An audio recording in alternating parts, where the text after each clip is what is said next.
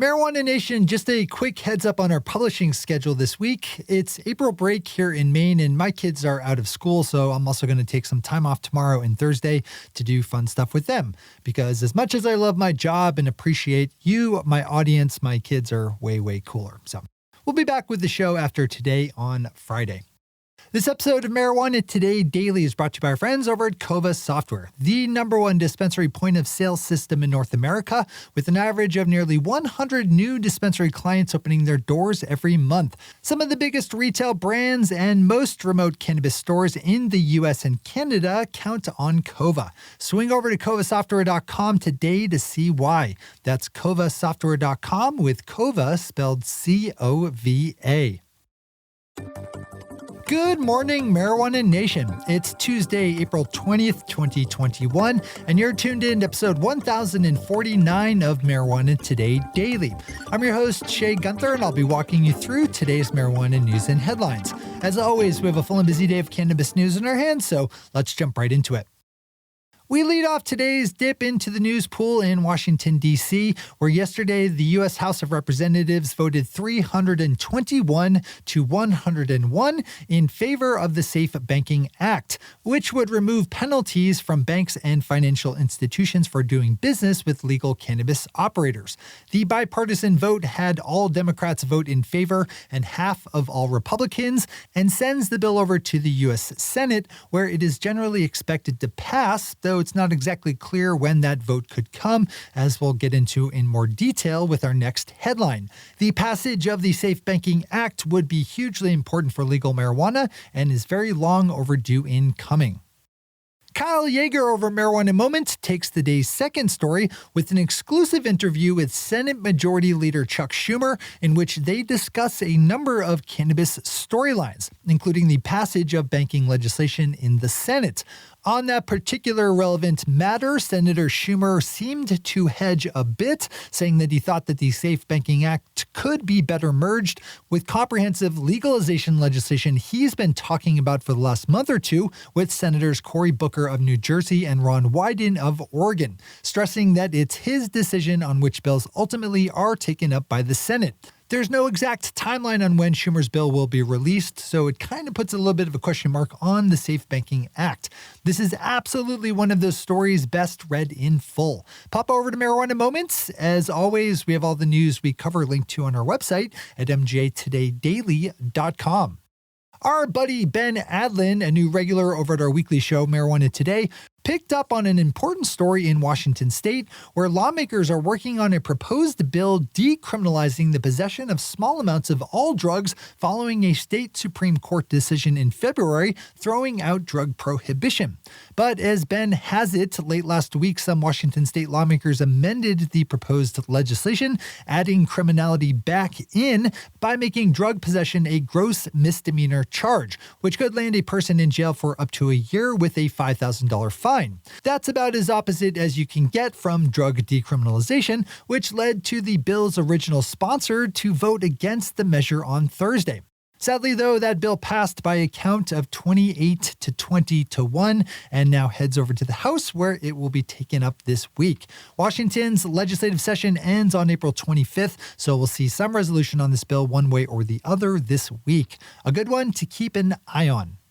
Those are the top stories for today. It's time for Marijuana Today Daily Headlines Blitz.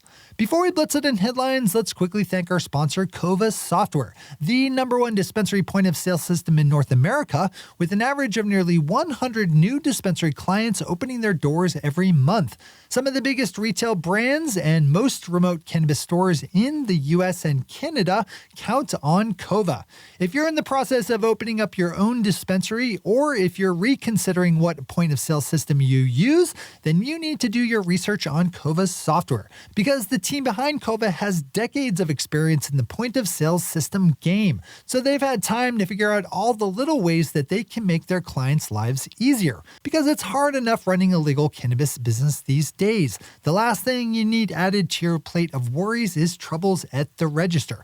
Kova makes it super easy to do business whether you have one store or 100 or even more, which takes another item off your list of things to get right as you grow. Kova software is compliant compliant with all the right rules and regulations and will just make your life easier. Get started on your journey today towards an easier business life by visiting covasoftware.com, with Cova spelled C-O-V-A. That's covasoftware.com. All right, time for the Blitz. We have another headline written by a new regular to our weekly podcast. This time it's Natalie Fertig over at Politico with a really good longer form piece looking at the growth of marijuana sales in the border town of Ontario, Oregon, which is an easy drive for lots of people living in Idaho who want to buy legal cannabis. And that is estimated to have done 10% of the entire state's sales in 2020, out of a total of 9 dispensaries in the town. That is just crazy. This is something we see all over the place to one degree or another, with entrepreneurs in states like Illinois and Massachusetts taking advantage of their stodgy prohibitionary neighbors by opening up border shops. Natalie is an excellent writer and really dove into this one, so I'd definitely add this to your list of stories to read in full today. Multi-state cannabis operator Jushi Holdings is spending $110 million to buy up Massachusetts-based vertically integrated Nature's Remedy, getting 2 adult-use dispensaries and 2 production and cultivation facilities as part of the deal. Pop over to New Cannabis Ventures if you need more here.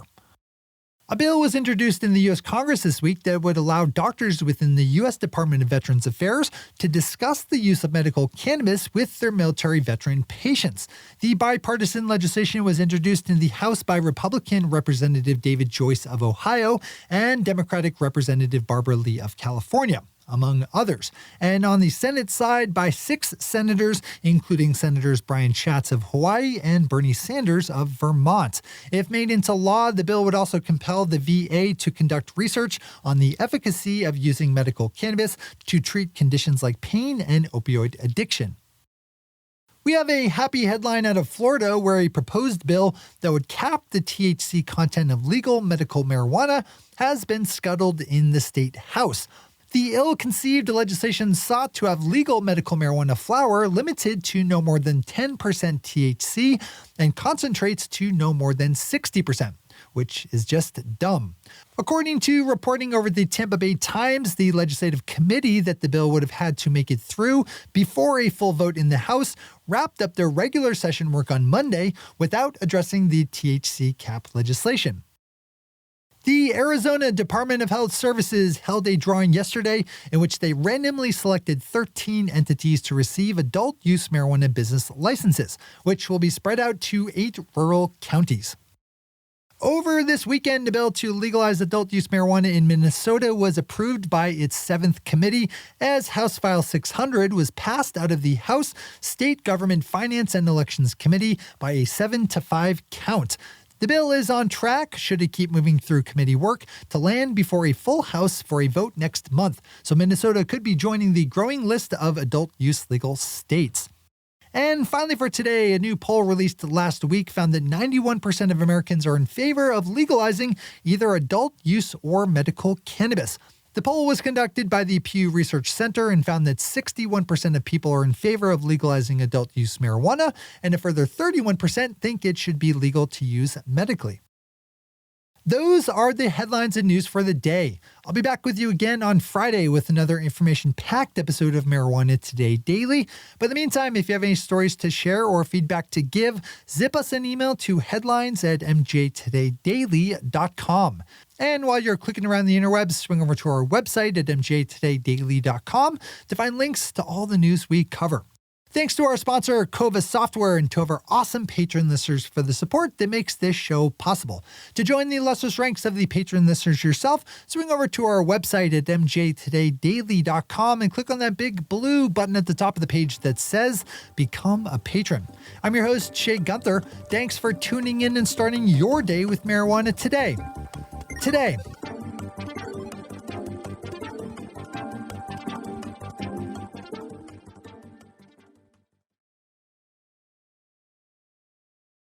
One take, Shay.